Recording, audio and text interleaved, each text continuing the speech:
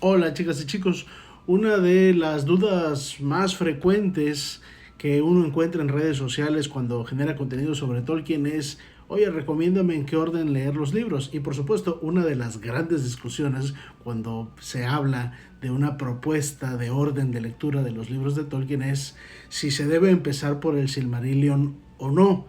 Las personas que proponen empezar por el Silmarillion, más a menudo que no, lo dicen porque efectivamente el primer relato que está contenido en ese volumen que se publicó en 1976 bajo el rótulo, el título El Silmarillion, se llama Ainulindale y es el mito élfico, por cierto, de la creación del cosmos, y es precioso.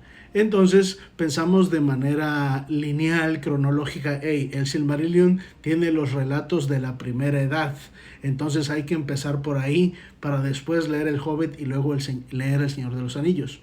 Pero hay cuestiones históricas y literarias, razones tanto históricas como literarias, para no necesariamente comenzar por el Silmarillion, y en este video quiero exponer algunas de ellas. Aunque claro, antes de comenzar esta exposición, porque el objetivo no es tener un debate absurdo y acalorado sobre esta cuestión, es recordar a todas y todos que, bueno, cada quien es libre de leer como quiera. Entonces, el verdadero orden de lectura es el que tú quieras y, sobre todo, el que tú puedas, porque no en todas partes están al alcance de todas las personas todos los libros de Tolkien. Entonces, bueno, uno los va leyendo quizás conforme los va encontrando o va logrando conseguirlos. En el caso de las personas que viven en grandes ciudades, pues bueno, quizás no tienen ese problema porque tienen un mayor acceso a grandes librerías y distribuidores, muchos distribuidores, donde seguramente están las opciones disponibles. Pero la gente que vive en pueblos pequeños, que vive en las provincias, pues no tiene esa posibilidad. Entonces para ellos la regla, que es la verdadera regla, uno lee por gusto y lee como quiere, así que no hay una regla sobre qué orden comenzar.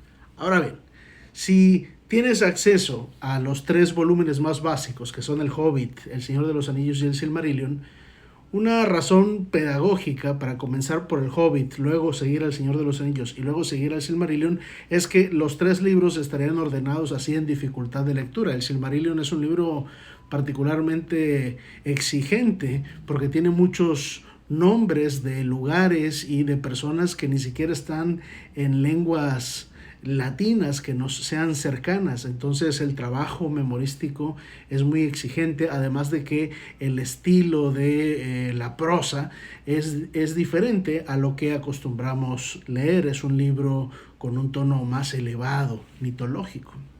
Eso lo hace un poquito más difícil que El Señor de los Anillos, que es a su vez una lectura pues no particularmente exigente, pero sí un poco más avanzada que la de El Hobbit, que es un libro pues simple y no malo, al contrario, es un librazo, es una lectura muy sencilla, muy relajante, apta para niños y que se disfruta y además se lee rápido. Bueno, ahora bien, hay una cuestión muy importante. Dije que el Silmarillion se publicó en 1976. Tolkien murió en el 73.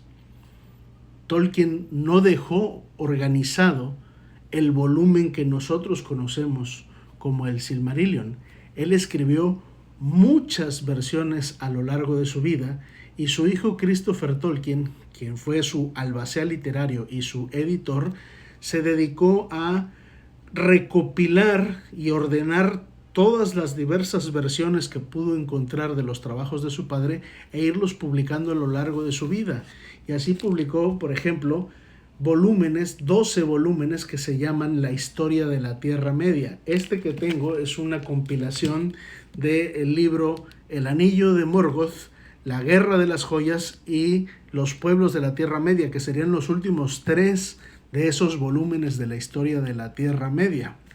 Aquí vemos en el librero, aquí están otra versión de esos tres volúmenes, y todos estos negros que ven por acá son en versiones individuales esos libros. Además están libros como Beren y Lúthien, Los Hijos de Húrin y La Caída de Gondolin, que tienen a su vez varias versiones de esas mismas historias y las tres están también publicadas, algunas de esas versiones, dentro del libro publicado en el 76 bajo el nombre de El Silmarillion. En realidad hay 5 historias ahí, 5 versiones de 5 historias, una versión de 5 historias es lo que hay en el Silmarillion.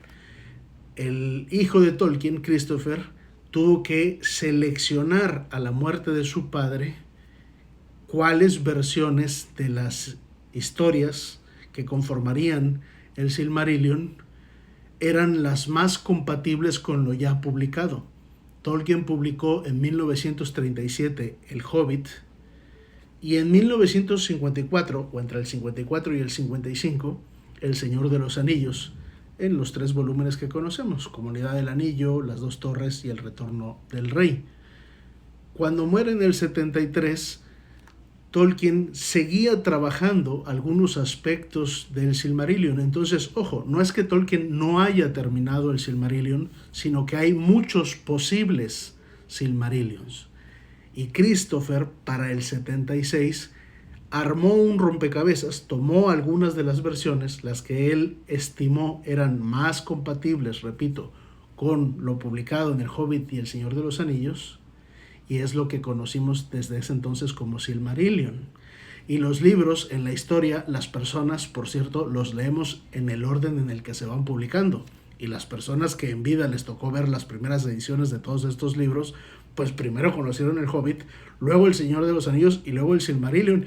Y algunos de ellos son grandes autoridades académicas sobre Tolkien, y mira que entendieron muy bien y no pasó nada porque no empezaran leyendo por el Silmarillion.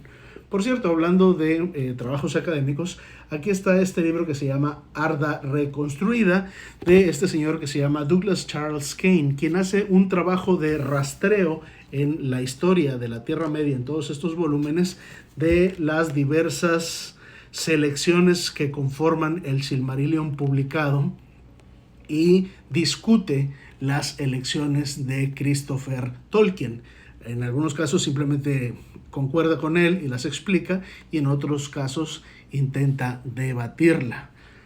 Esto es para dejar en claro una cosa: el Silmarillion puede perfectamente ser el último libro que leas, porque si después quieres seguir leyendo a Tolkien, hay un sentido en el que básicamente podemos decir que el resto de tu experiencia de lectura de Tolkien va a ser la del Silmarillion, porque en verdad todo Tolkien es el Silmarillion. El Señor de los Anillos representa el final de las historias de los días antiguos, entendido el concepto de días antiguos en su más amplio sentido. Aragorn, está escrito en El Señor de los Anillos, él mismo lo declara, fue el último rey de los días antiguos. Entonces, esta es una historia de un mundo secundario que se empieza a leer por el final.